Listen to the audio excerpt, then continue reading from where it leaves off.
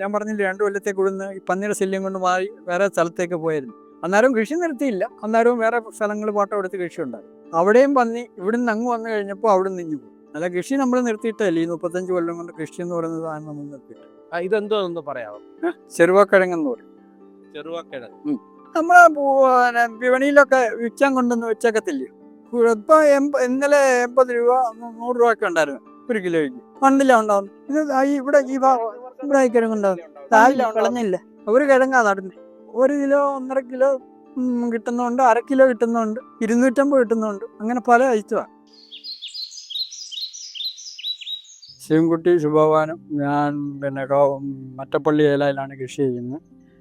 ഞാൻ 35 വർഷം കൊണ്ട് കൃഷി ചെയ്യുന്നുണ്ട്. പച്ചക്കറി, വാഴ, ചേമ്പ്, ചേന, കിഴങ്ങ് വർഗ്ഗങ്ങളെല്ലാം, വാഴ, ഇങ്ങനെ എല്ലാ കൃഷികളും ചെയ്തു. ഇത് ചേട്ടൻ്റെ ചേമ്പ് കൃഷിയാണോ? ചേമ്പ്. ഇത് വെട്ടിയേമ്പ്. ഇത് 9 മാസം നടുന്നത്. പിന്നെ തടയെടുത്തിട്ട് പുളു വെട്ടി, വിത്ത് വേണേലും നടാം. പുളു വെട്ടി നമ്മൾ തടം വെട്ടി ഓടോമിറ്റിട്ട് തരുന്ന ഒരാഴ്ച കഴിഞ്ഞിട്ട് 10 ദിവസം കഴിഞ്ഞിട്ട് നടും. ചാണാപ്പൊടി, എല്ലുപൊടിയൊക്കെ ഇട്ട്. ഇതിന് നമ്മൾ 3 വളം കൊടുക്കും. നമ്മുടെ വിപണിയാണ്. പാലമേ പഞ്ചായത്തിൻ്റെ കൃഷി ഓഫീസിൻ്റെ വിപണിയുണ്ട്. അവിടെ PV കിസ്സയുടെ വിപണിയുണ്ട് പാറയിൽ. ഈ 2 വിപണി നമ്മൾ കൊടുക്കും. എല്ലാ സാധനവും നമ്മൾ അവിടെ തന്നെ. വെളിയിലൊന്നും നമ്മൾ വേറെ ഇല്ല. വെളിയിൽ കൊടുക്കുവാണെങ്കിൽ ലാഭമല്ലേ? ലാഭമാണ്. നമ്മളെല്ലാം വിപണിയാണ് കൊടുക്കും. നമ്മൾ ആഴ്ച ഒരു വിപണി 2 ചന്തയുണ്ട്. ആ 4 ചന്തയ്ക്ക്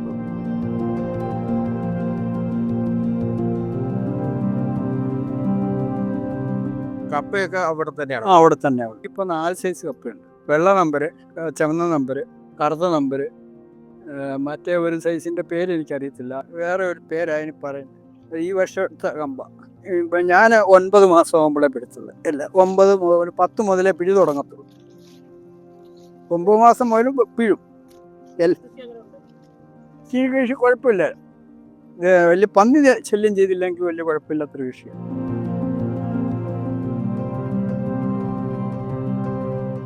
ജൈവ കൃഷിയാണ്. ജൈവ കൃഷി എന്ന് പറയുമ്പോൾ നമുക്ക് ഇതിന്റെ വളമൊക്കെ നമ്മൾ തന്നെ ഉണ്ടാക്കുവാണോ അതോ? അല്ല, നമ്മൾ ചാണാപ്പൊടികൾ മേടിക്കുക. ജൈവവളം മേടിക്കുക. കോഴിവളം നമ്മൾ വേറെ കോഴി ഉള്ള വേണിയിൽ നമ്മൾ വരുത്തിയെടുക്കും. അല്ലെങ്കിൽ കോഴി ഉള്ള സ്ഥലത്ത് നിന്ന് നമ്മൾ കൊണ്ടുവരും. പിന്നെ എല്ലുപൊടി, ചാണാപ്പൊടി നമ്മുടെ PV കിസ്സയുടെ വിപണിയിൽ നിന്ന് തരുന്ന വളങ്ങൾ അവിടെ നിന്ന് വളം, വേപ്പ് പിണ്ണാക്ക്, സറാമിൽ, എല്ലുപൊടി എല്ലാം അവിടെ നിന്ന് എടുക്കും.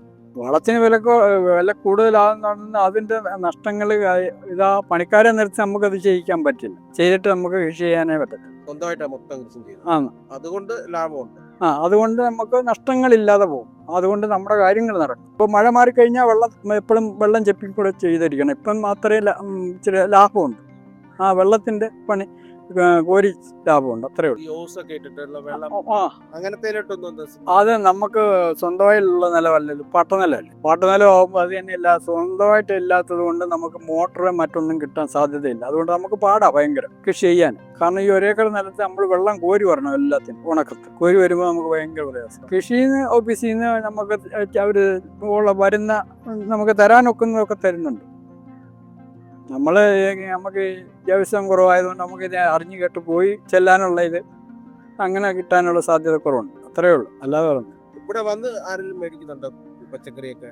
ഇല്ല, ഇവിടെ വന്ന ആർക്കും ഞാൻ കൊടുത്തിട്ടില്ല. ചേന 7 മാസം 6 മാസം 7 മാസം കൊണ്ട് കിളയ്ക്കും.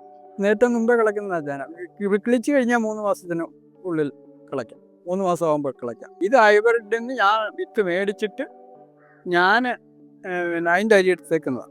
അത് അവർ കൃഷി ഓഫീസിൽ നിന്ന് നമ്മുടെ ഓഫീസർമാർ പറയുന്നത് ഇത് ചെയ്തെങ്കിലേ നമുക്ക് കൂടുതൽ ഇത് കിട്ടത്തുള്ളൂ. ഇതിനായി അവർ വിത്തിൽ ഏതോ ശക്തി ഉള്ളതാണെന്നാണ് പറയുന്നത്. നമ്മുടെ നാടനായി അതില്ലാത്തതെന്നാണ് പറയുന്നത്. ഈ കുക്കുമ്പളം എന്ന് പറയുന്ന കൃഷി ഇവിടെ ആദ്യമേ എനിക്കായിരുന്നു.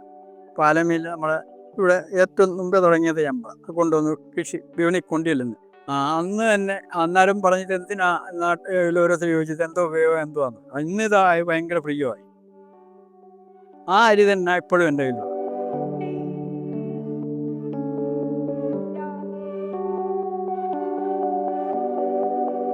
ഇതെന്തോന്ന് പറയാമോ? ചെറുവക്കിഴങ്ങെന്ന് പറയും. ചെറുവക്കിഴങ്ങ് നമ്മളെ വിപണിയിലൊക്കെ വിൽക്കാൻ കൊണ്ടുവന്ന് വെച്ചേക്കത്തില്ലേ. ഇപ്പൊ ഇന്നലെ 80 രൂപ 100 രൂപ ഒക്കെ ഉണ്ടായിരുന്നു ഒരു കിലോയ്ക്ക്. മണ്ണിലുണ്ടാവുന്നു. ഇത് ഇവിടെ ഇവിടെ കിഴങ്ങുണ്ടാവുന്നു. താഴെ വിളഞ്ഞില്ല. ഒരു കിഴങ്ങാ നടുന്നത്. 1 കിലോ 1.5 കിലോ കിട്ടുന്നുണ്ട്, 1/2 കിലോ കിട്ടുന്നുണ്ട്, 250 കിട്ടുന്നുണ്ട്. അങ്ങനെ പല ഐറ്റമാണ്. ഈ വളവും നല്ലതുപോലെ ഉണ്ടായെങ്കിൽ, ഇത് കിട്ടിയെങ്കിൽ മാത്രമേ ഇത് നല്ലതുപോലെ ഉണ്ടാവത്തുള്ളൂ. അപ്പം ഇതിന്റെ താഴെ പടർത്തി വിടുവല്ല? അല്ലല്ല, താഴെ പടരുന്ന പണ്ട് താഴെയായിരുന്നു. ഇപ്പോഴായി കൂടം കെട്ടിയൊക്കെ ഈ കാച്ചില്, ഇത് കിടക്കുന്ന കാച്ചില് ഇത് താഴെ പടത്തി നോക്കുക നമ്മൾ. മറ്റേ നമ്മൾ പന്തലേക്ക് കെട്ടിയില്ല. ഇതിപ്പോ താഴെ നമ്മള് ഇങ്ങനെ പടത്തേണ്ടതിൽ ഗുണമുണ്ടോ? പടത്തിയാല് വള്ളി പടരുന്നതനുസരിച്ച് പിന്നെ കാച്ചിൽ വളരുമെന്നാ പറയുന്നത്. എല്ലാ കിഴങ്ങ് വളരുമെന്നാ പറയുന്നത്. ഒത്തിരി സൈസാവും. അപ്പൊ അതിനനുസരിച്ച് താഴോട്ട് കിഴങ്ങ് കിട്ടും. ഇതിപ്പോ എത്ര ഇതിലെടുക്കുന്നത്? എത്ര നാൾ കൂടുമ്പോഴാ? ഇതും പിന്നെ 6-7 മാസത്തിനുള്ളിൽ എടുക്കാവുന്ന വലിയ മുതൽ മുടക്ക് വരുന്നതല്ല. വലിയ കിട്ടിയ കുഴപ്പമില്ല. നമ്മുടെ വീട്ടിലൊക്കെ ചെറിയൊരു സ്ഥലത്ത് ചെയ്യാൻ പറ്റുമല്ലോ.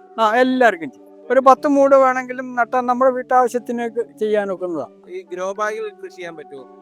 ഇതോ ചെയ്യാം. വലിയതാണ്, ചാക്കിനകത്ത് ചെയ്യാം. അപ്പൊ നമുക്ക് ആവശ്യത്തിനുള്ള കിഴങ്ങ് കിട്ടും. ഇങ്ങനെ മേലോട്ടൊരു കമ്പിയിൽ കമ്പി നിർത്തിയോ അല്ലെങ്കിൽ സ്റ്റാൻഡ് പോലെ കമ്പി മതി. ഇത് കുറച്ചേ ഉള്ളൂ. ഇപ്പം നമ്മൾ കുറച്ചാ നട്ടത്. ഇത് പന്നി കളഞ്ഞ് നമ്മൾ പോയി വന്ന് 2 കൊല്ലം ഇല്ലെന്ന് പറഞ്ഞില്ലേ നമ്മളിവിടെ കൃഷി. അത് കഴിഞ്ഞ് പിന്നെ വന്നതാ. ആ കണ്ടം തന്നെ നമ്മൾ ചെയ്തുകൊണ്ടിരുന്ന കണ്ടം തന്നെ.